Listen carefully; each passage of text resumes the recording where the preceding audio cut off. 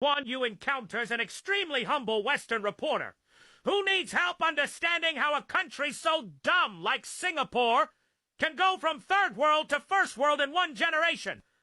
A feat that has never been achieved in recorded human history. John Burton from the Financial Times. You have said that... Are you What? in ANSEAD? What? Are you a member of ANSEAD? No, but I'm a participant. I'm just curious. No, but I'm a participant. You're asking me this as a journalist. I live in Financial Times, that's right. You have said that social cohesion is one of the reasons for Singapore's success. On the other hand, there is a view that Singapore has become a conformist society. I mean, I was talking to a businessman today who said the workers here are well educated, but at the same time they show a lack of initiative and maybe they have a fear of speaking up.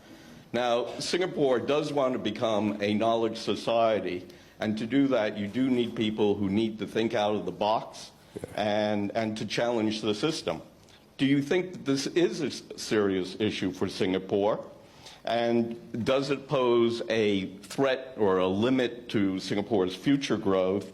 And what is the solution? And what do you think that other Asian countries face a similar situation? Well, this is a standard Western correspondent viewpoint.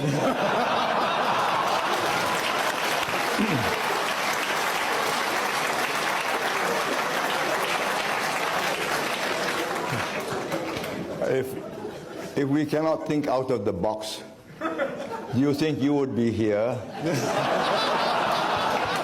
sent by the Financial Times to throw darts at us from time to time? And INSEAD would be here, and we could change year by year in the way we have. There's an article in The Economist which has just come out. Somebody sent it to me on the internet, email, which rates education throughout the world. Why some countries succeed, why some countries don't. And we are amongst the top 5 in the world that succeed. Finland is one of at the very top.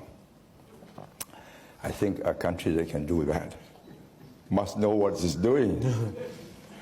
I suggest it's not unequal to the intellectual capabilities of the Financial Times. Economists have some good writers in them.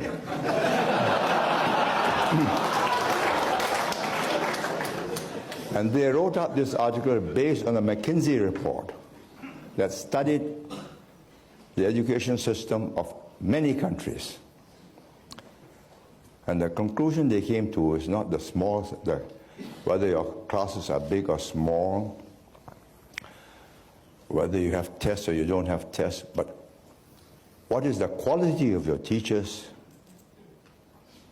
and how quickly do you put things right when it goes wrong? And how do you get good quality teachers? And they did an analysis, and in Korea, the primary school teachers are taken from the top 5 of undergraduates after they get their degree.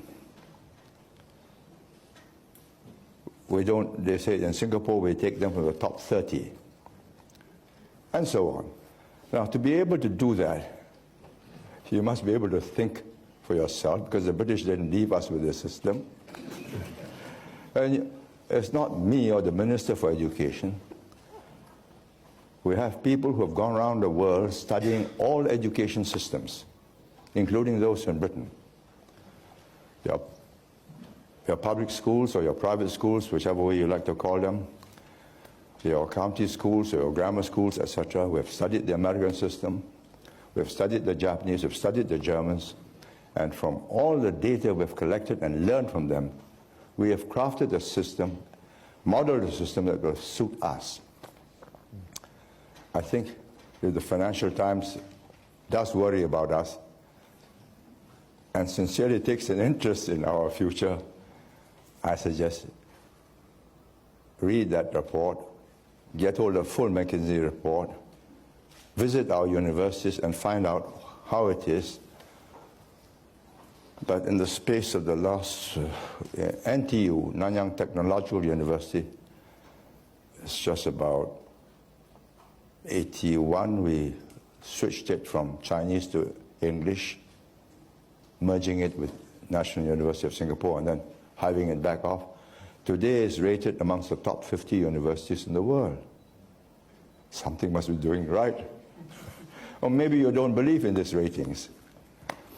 But I do not believe you can stereotype us that way. If we are stupid, we wouldn't be here.